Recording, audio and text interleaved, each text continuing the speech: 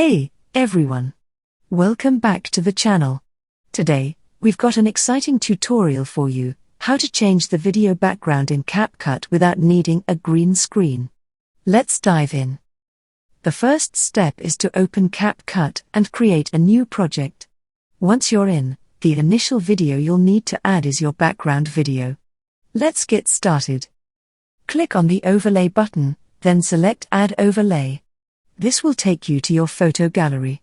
Choose your background video and add it to your project. Now, let's make sure it fits well with the main video. Zoom in a bit to adjust the second video and make it fit seamlessly with the first one. Take your time to get the positioning right. With the second video selected, scroll down and locate the Remove BG button. Click on it, and then click on Auto Removal and give it a few seconds.